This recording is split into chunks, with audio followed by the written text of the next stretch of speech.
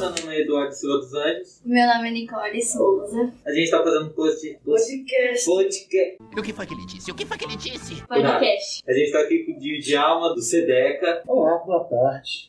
Eu sou Djalma, sou aqui do SEDECA Interlagos, sou da diretoria do SEDECA Interlagos. É um prazer receber vocês aqui comigo nesta tarde. E a gente vai fazer umas perguntas pra ele e ele vai responder. É isso. Então, Djalma, como acessar o ECA? Como a gente acessa? Olha, o estatuto, que agora acaba de completar aí 31 anos, ou seja, você tem uma lei que nasceu há 31 anos atrás com o objetivo de resolver algumas questões que diz respeito a crianças, adolescentes e jovens, e nesse momento que a gente está no debate, né, dos 31 anos do estatuto. Como as crianças e os adolescentes podem acessar o ECA a partir do serviço de assistência? Legal. Acho que meninos e meninas, crianças e adolescentes, acessam o Estatuto da Criança e do Adolescente na medida em que a política pública, o serviço público está à disposição. Se você precisa de utilizar um determinado espaço público para brincar, fazer recreação, fazer lazer, e esse espaço público não está à sua disposição, significa que você não está acessando o Estatuto da Criança e do Adolescente, porque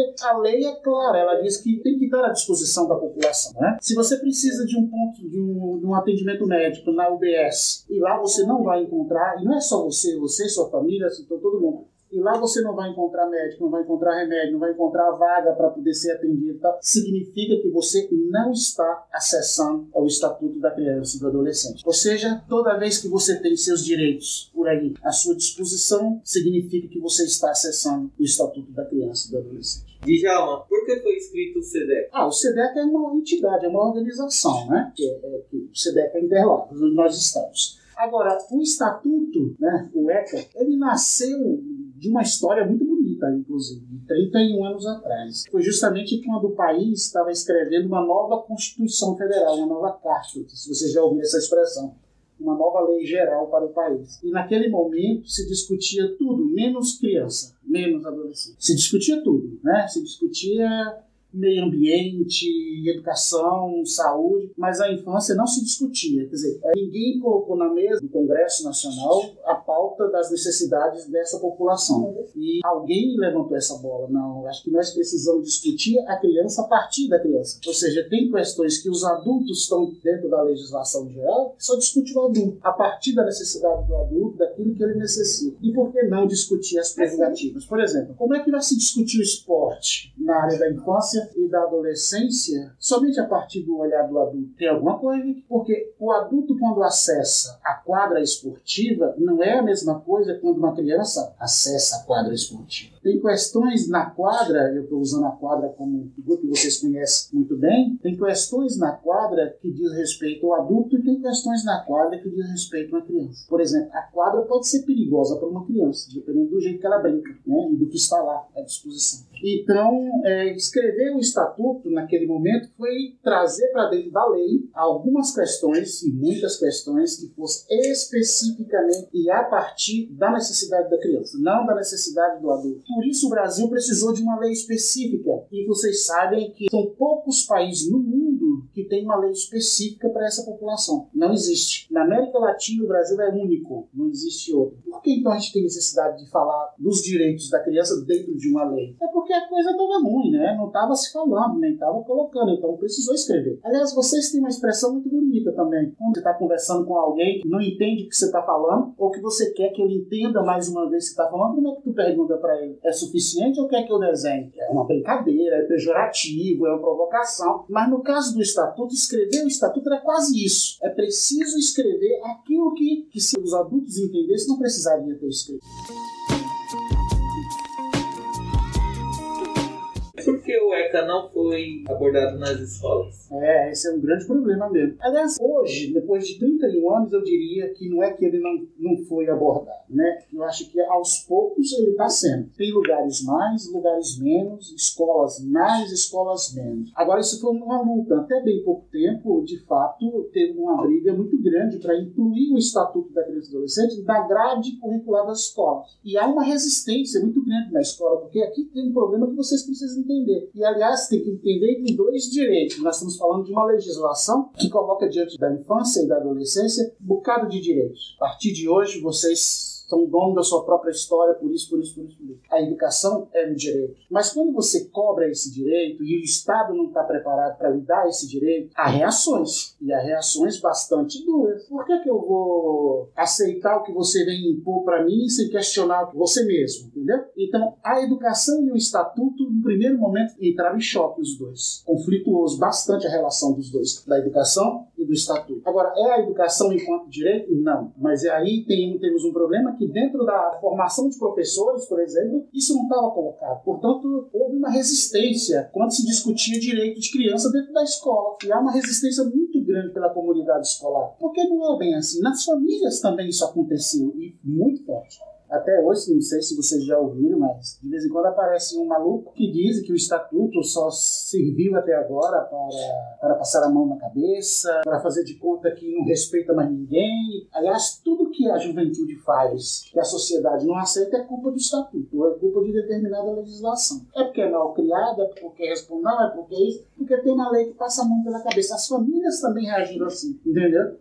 Porque toda vez que a família, dentro do que se conhece como processo educativo, tiver que intervir no seu comportamento, e se essa intervenção foi dura demais, e você leva isso, por exemplo, para quem tem a obrigação de lhe proteger, a família é questionada e ela é punida por isso. Então, esse conflito entre educação formal, no caso da escola, e o Estatuto da Criança e do Adolescente terminou dificultando bastante. Eu acho que, em algum momento, nós também erramos no sentido de que apresentamos um conteúdo lá no início da década de 90 sem muita preparação. Entrou em choque. Um passou a não gostar da cara do outro e pronto, né? E nós chegamos neste momento com muitas escolas no país que já incorporou a grade curricular, o Estatuto da Criança e do Adolescente, que faz debate, que discute, outras que fecharam as portas completamente e que não abre de hipótese alguma para esse debate. E toda vez que um aluno, por exemplo, reclama seus direitos, é um conflito enorme, vai parar na justiça, vai parar na polícia, tem um monte de situações assim. Esse debate vai longe, acho que daria 3 podcasts para a gente conversar a respeito disso.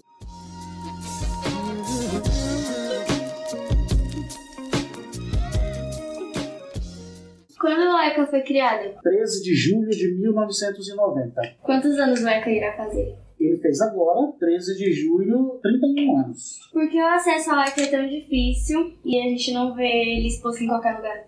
São vários os motivos, né, para ter o acesso a ele. Tem uma coisa que eu acho que é importante, que a meninada começa também a entender, para ter acesso. Quando a gente fala em acesso, ter acesso como? É só você pegar a legislação, abrir, ler e cobrar de alguém? Acho que não. Aquilo que eu falei agora há pouco. Ter acesso significa que aquilo que está escrito aqui dentro esteja à minha disposição. E eu acho que isso é um problema, né? Porque tem um conjunto de regras dentro do ECA que é conflituoso com o próprio Estado, com o prefeito, com o governador, com o presidente, com vereadores, com deputado e com tudo, porque o Estatuto ele faz uma série de cobranças que termina chocando com o jeito de ser dos administradores, do poder público de maneira geral. Agora, ter acesso, e é tão difícil, porque também tem uma outra coisa que é importante. Eu acho que a comunidade, e aí nós estamos falando de criança e adolescente, precisa começar a entender qual é o seu lugar no território, no lugar que vive, com quem vive, com que tipo de comunidade, o que é que quer, qual é o projeto de cidade que quer para si. Quando você acessa a cidade de maneira que você fica feliz de estar na cidade, você passa a ter acesso à lei, você passa a ter acesso a direitos e tudo mais. Então, enquanto você não entender qual é o seu papel nesta comunidade e o que você precisa dela e ela precisa de você, você não consegue acessar essas coisas com dignidade.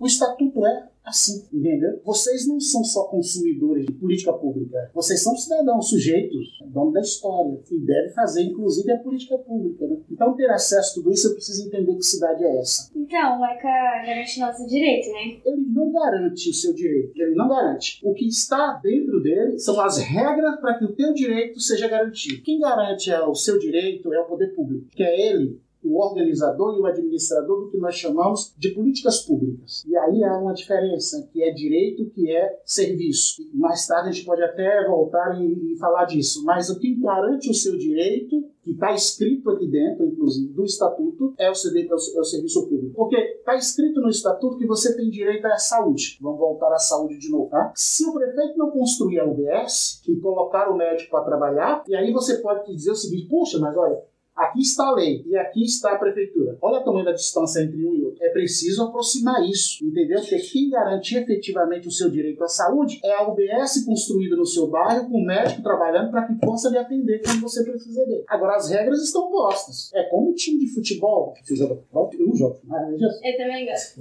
é como um time de futebol. Para o futebol acontecer, o que é que tem antes disso? As regras. Não é assim no campinho de terra batida lá na comunidade? Quais são as regras? Aí estabelece ali, né, o que é falta, o que não é falta. Ou seja, o futebol, ele se movimenta de acordo a regras pré-estabelecidas. E tanto é, se você sair fora da linha, as regras são impostas imediatamente. Para que existe um cartão amarelo e um vermelho? E aí você pode dizer, qual é o papel do cartão vermelho? Materializar a regra, né? E assim sucessivamente. Então a gente tem que trabalhar essa dimensão de que só porque está na lei, pronto, está garantido. Pelo contrário, não está garantido, não. Está na lei, por exemplo, que é proibido matar. Mas o próprio Estado entra na tua comunidade e mata. O próprio Estado, quem é o Estado? A polícia. Quem é o Estado? O segurança que está colocado aí. As regras, elas são materializadas na medida que você lê a lei, entende o que está escrito aí e vai cobrar de quem tem o papel de atender. Tem mais alguma coisa interessante sobre ela que você poderia dizer? Eu sou um defensor de carteirinha do Estatuto, porque eu estava na cena da elaboração, na cena do nascimento, há 31 anos atrás. E tem uma história muito bonita que eu acho que seria legal. Quem foi que construiu o Estatuto? Você me perguntou isso há pouco, né?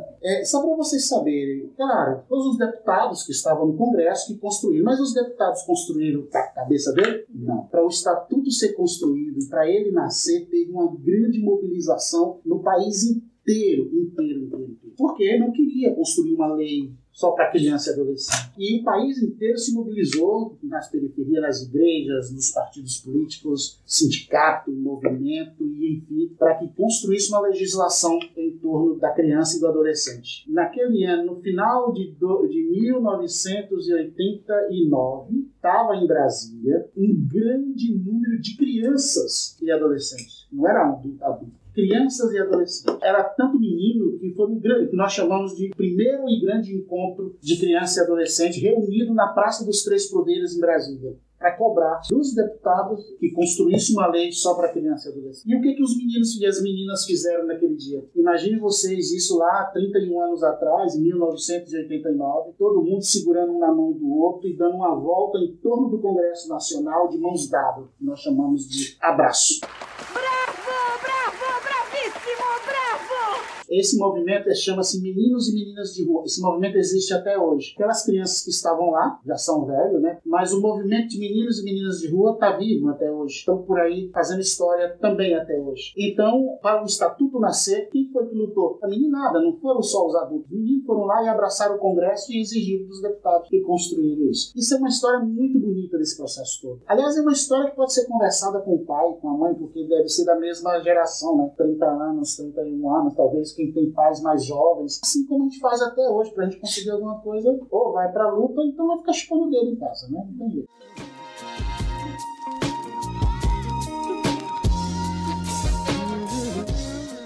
Djalma, quem é Paulo Freire? Um grande educador brasileiro, grande mesmo. Ele morreu alguns anos atrás, e agora em setembro ele faria 100 anos, e um grande professor. Então, quem estudou com Paulo Freire, estudou um outro jeito de sala de aula, um outro jeito de fazer educação. Todo educador, todo professor que foi formado com ele tem uma aula, como vocês acostumam dizer, tem uma outra pegada. É isso.